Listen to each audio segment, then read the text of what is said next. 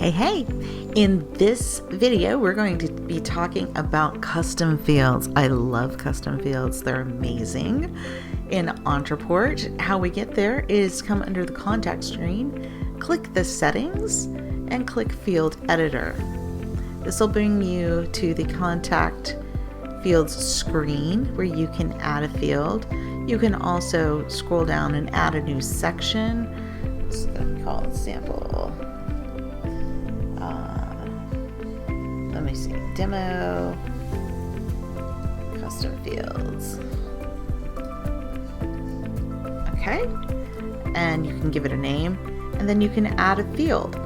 So a couple of things that I like to do for my clients is when they are selling a product, say like maybe it's a monthly membership, I'd like to put in the date that they buy.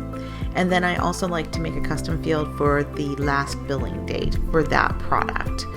And that way we can key off automations on those different fields, whatever the values are. So down here, I'm going to add a field name called sample member purchase date.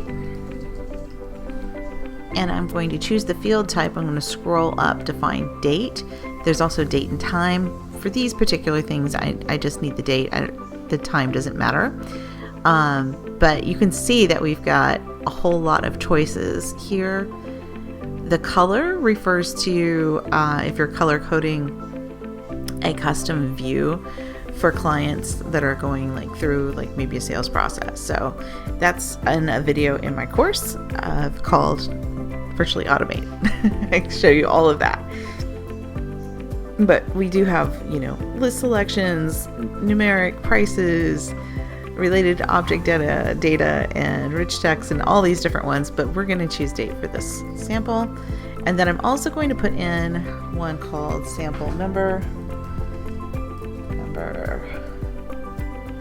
last billing. And I'm going to do a date field for that. Awesome. So the beauty of custom fields is you can create, say that you have an event that you hold maybe once a quarter, and the venue may change on those events, or the dates may change, or the times of those events may change. You could create custom fields for that, change out those options, like maybe the dates are a drop down or something. Change out the options, but when you go to make your emails, you could use the same emails again and just plug in those dates from the custom fields in the emails. So the emails don't have to be changed, because the information that is altering, that changes every time, is going to be something that you can plug in with using merge fields, and I'll show you that in just a second. So let's click save here at the top. We're going to come back over into our automations, and let's just create a sample automation. So when somebody purchases, we'll call this sample purchase membership.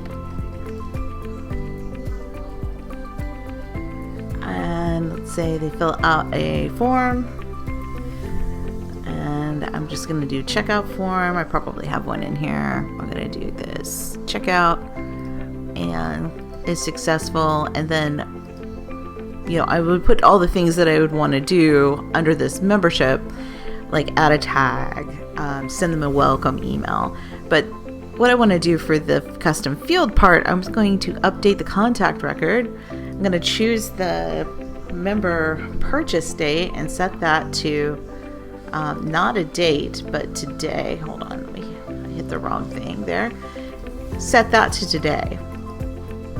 And you can also set the billing date to be 30 days later if this is just a monthly purchase. I would probably do that on a different campaign. So I'd finish up all of my items here, such as the tagging, the emails, if I got to send them to a reminder, or some sort of ongoing communications automation, I would do that here and finish that. but if I was doing, say, a monthly membership, I could have sample monthly member billing update. And how I would do that is there an open order. Type open order is charged. Open order, and then you choose the product. Let's just say sample membership is charged and successful. Then we would do this. This would be one of those campaigns where the contact is going through it, but it's not sending any information to the contact. We're just updating the contact record based on behavior. So in this instance, it's the monthly open order charge has been charged and it's successful. We're going to update that last billing field number, last billing purchase date to today. And then we could have them just leave this campaign. So that is how I would update that. Hit publish. Right. So if you're doing an email and say we came in here and we had a date field. So I'm going to come down here to my sample. I'm going to add let's do a drop down selection. Drop down. And say this field name is going to be let's see, sample member event date. And I'll add some dates in here. Let's say it's August 23rd.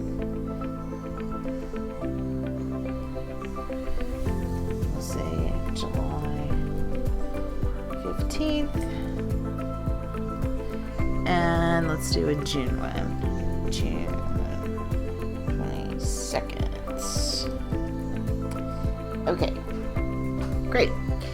So when somebody is filling out maybe a form, we're going to have them choose the date there. I'm going to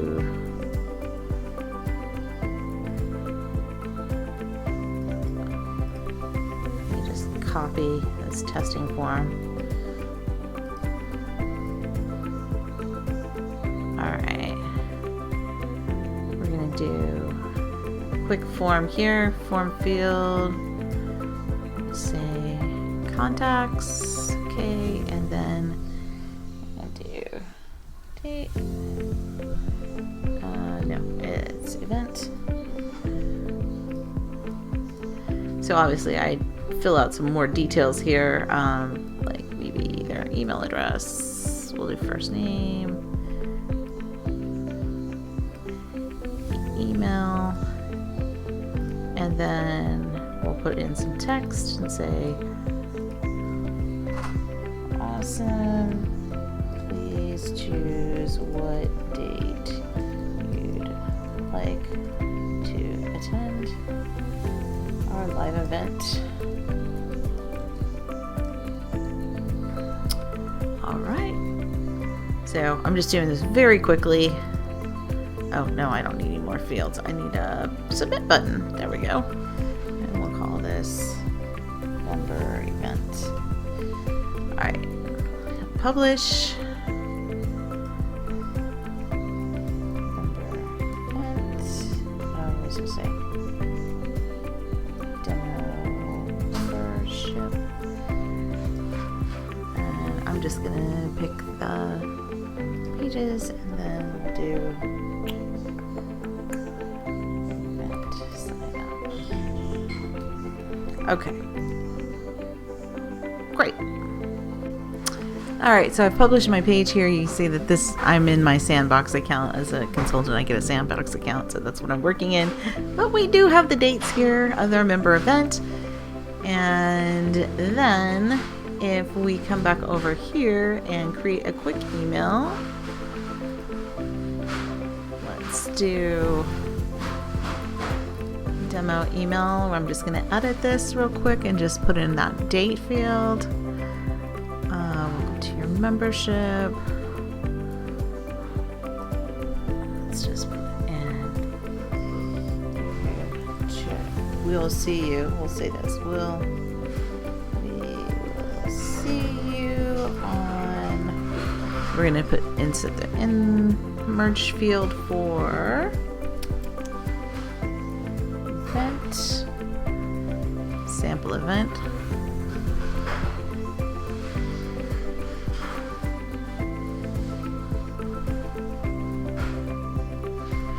Thank you. All right, and you notice that this came in as a different font. We're just going to select all the font and do body text. All right. So now I'm going to fill out that form twice, and let's set it up to send something.